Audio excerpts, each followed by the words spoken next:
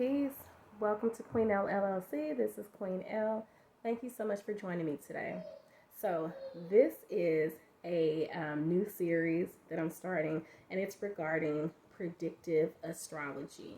So specifically in Western astrology, there tends to be more of a desire and more of a demand for astrology that does forecasting, that does horoscopes that we see typically.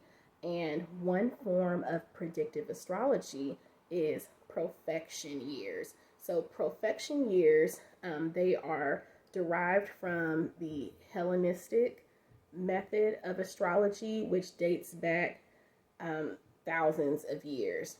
With profection years, it is equally as important as looking at your solar return year because it is aligned with your age.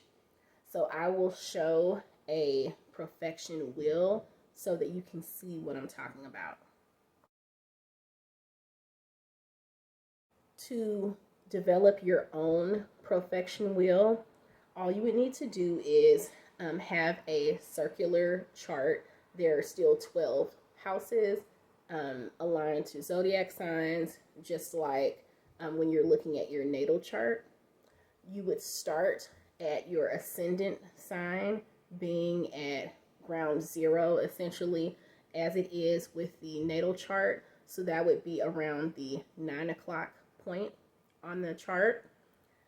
Starting there, you go around counterclockwise counting. So that first house where your ascendant sign is, and you start with that sign as well. So that first house, starting with your ascendant sign at the 9 o'clock point of your what is now going to be your profection wheel, that is 0. That's representative of the first year of your birth. So you know how when we're born, we're not born at age 1. We are essentially 0 when we're born. So that first year is considered 0 for the house. Then you move on to the second house, which typically with natal charts, we start with 1 and go around to 12. These houses are numbered 0 through 11. But if you go around in a counterclockwise fashion, as you see on the wheel that I displayed, then the second house is essentially house 1, because it's representative of your age from when you turn 1 year old to when you turn 2 year old, and so on. And you move around in a counterclockwise fashion. Now, once you reach 11, representing 11 years old, that's the 12th house, and now you're back to the ascendant sign. And then you keep going around. So just like the wheel that I displayed not too long ago, the wheel just keeps going around and around as you age. So you would find a profection wheel calculator if you didn't want to develop one yourself, and you would have to put in the same information that you would put in when you're pulling your natal chart: your date of birth, your time of birth, and your location of birth. And that would pull your ascendant sign to know which location the zodiac signs need to be for your profection wheel. So you find on this profection wheel, since it goes around and around, and you'll see multiple years, you find your current age. Your current age will tell you what house your current profection year is in. Once you identify which house you're currently in for this profection year, then you'll be able to also identify which zodiac sign that is aligned to that house. Once you identify what zodiac sign is aligned with your current profection year, then you would identify which planet is the planetary ruler, also referred to as a time lord, for that particular zodiac sign.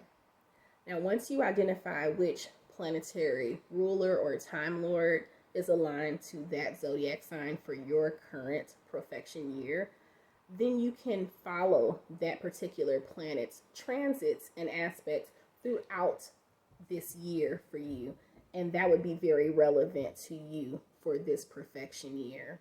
Also, the house that is aligned with this current profection year is representative of the area of your life that will be a focal point for this year for you, as well as an area that you will see great work being done for this particular year.